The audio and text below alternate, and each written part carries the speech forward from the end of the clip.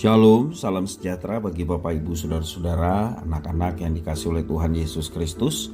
Jumpa kembali bersama saya Pendeta Eka di dalam renungan firman Tuhan pada hari ini, Kamis 17 November 2022. Sukacita dan damai sejahtera dari Tuhan Yesus kiranya menyertai hidup kita sekalian, puji nama Tuhan.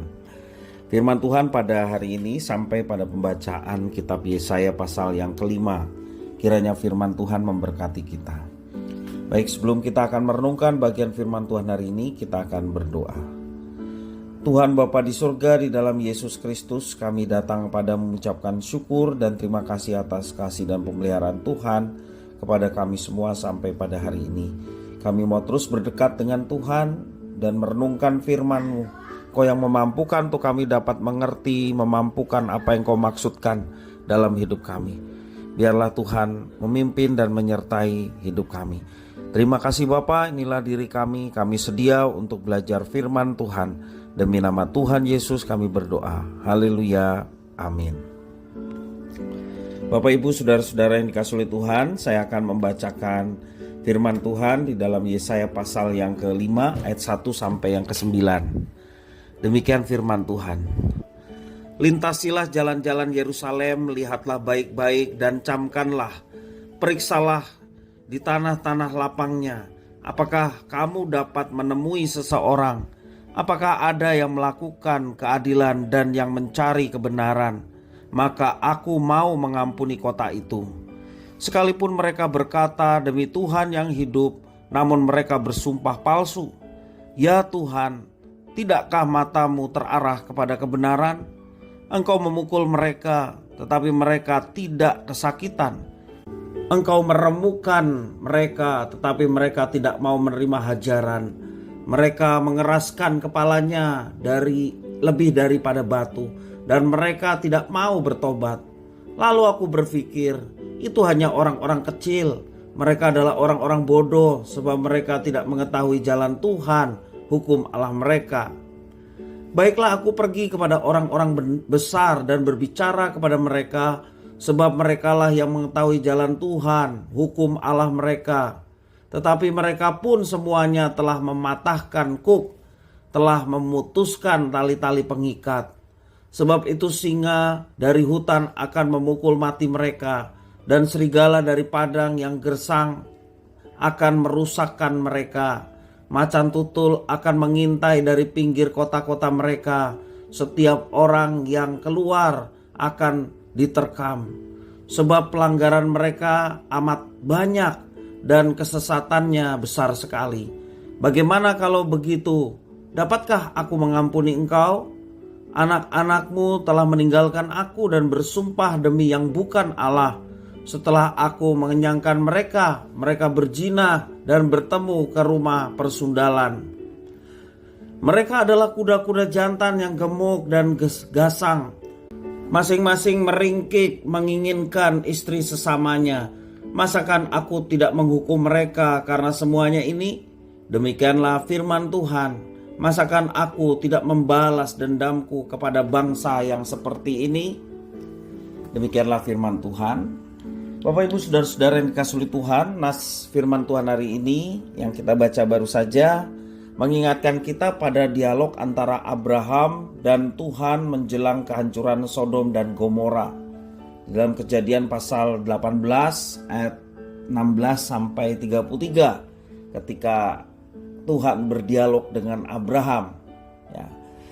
Ketika Tuhan membeberkan rencananya untuk membinasakan kota yang sangat berat dosanya, yakni Sodom dan Gomora, Abraham memohon agar orang benar tidak turut dibinasakan bersama-sama orang berdosa di Sodom dan Gomora. Seperti yang dikenal oleh banyak pembaca, dalam kisah yang luar biasa itu Abraham menawar-nawar jumlah orang yang benar yang masih ada di kota itu, mulai dari 50 sampai kepada 10 orang. Dan keputusan Tuhan baru jatuh setelah permintaan yang terakhir. Walau berbeda, semangat serupa nyata dalam nubuat Yeremia yang baru saja kita baca. Tuhan memerintahkan agar jalan-jalan Yerusalem dilintasi untuk mencari orang-orang yang melakukan keadilan dan kebenaran. Jika ternyata masih ada, ia akan mengampuni kota itu. Namun tak jauh bedanya dengan kisah Abraham yang berdoa syafaat, hasilnya nihil. Tampaknya lebih parah lagi dibandingkan dengan kasus Sodom dan Gomora. Sebab umat masih terus bersumpah demi nama Tuhan. Mereka sudah dihajar oleh Tuhan tetapi tidak mau bertobat. Keras kepala, bahkan lebih daripada kerasnya batu. Dalam ayat yang ketiga dikatakan demikian. Nabi Yeremia masih berupaya meringankan tuduhan terhadap bangsanya. Siapa tahu banyak yang belum mengetahui hukum Tuhan karena mereka hanya orang kecil yang tidak terpelajar. Apa yang ditemukannya sungguh mengecewakan.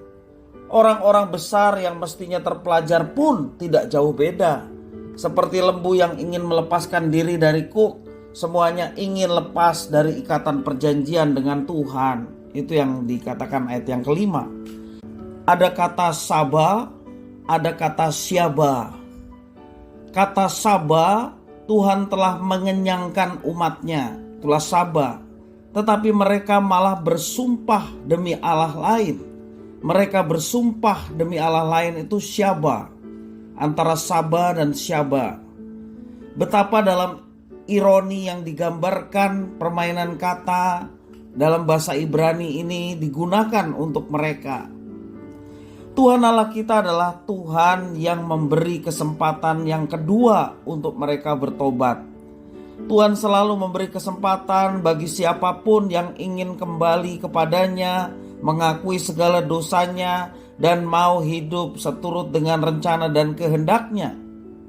Dan tidak jarang ia kecewa, tetapi ia masih menunggu dan memberi kesempatan yang kedua kepada setiap orang yang mau berbalik, bertobat, datang kepada Tuhan. Bapak, Ibu, saudara-saudara yang dikasihi oleh Tuhan, hal rohani yang kita dapat ambil dari kisah pada hari ini, mari kita senantiasa terbuka di hadapan Tuhan. Mari kita senantiasa tulus di hadapan Tuhan. Ketika kita berdosa, akuilah keberdosaan kita di hadapan Tuhan.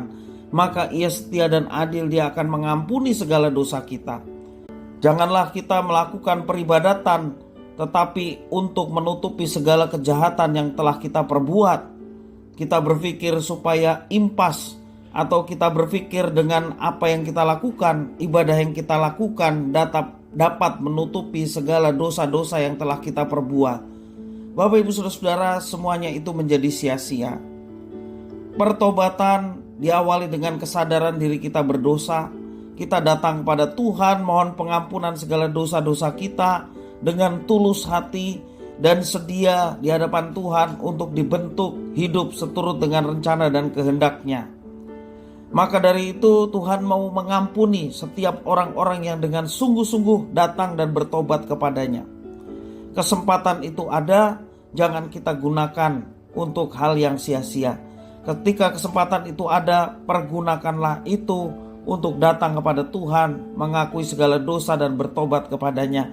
Maka kita memperoleh pengampunan dan penyertaan Tuhan itu akan nyata kita alami dalam kehidupan setiap hari.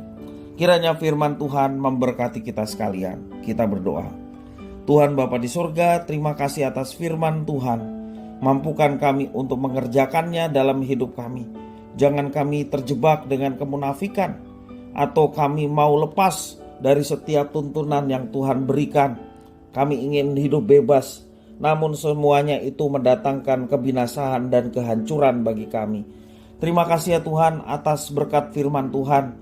Walaupun itu berupa teguran untuk kami bertobat dan kembali datang kepada Tuhan. Biarlah semuanya itu menjadikan kesadaran bagi kami untuk senantiasa terus berdekat, mengakui segala dosa serta kejahatan kami di hadapan Tuhan, dan mau hidup seturut dengan rencana dan kehendak-Mu.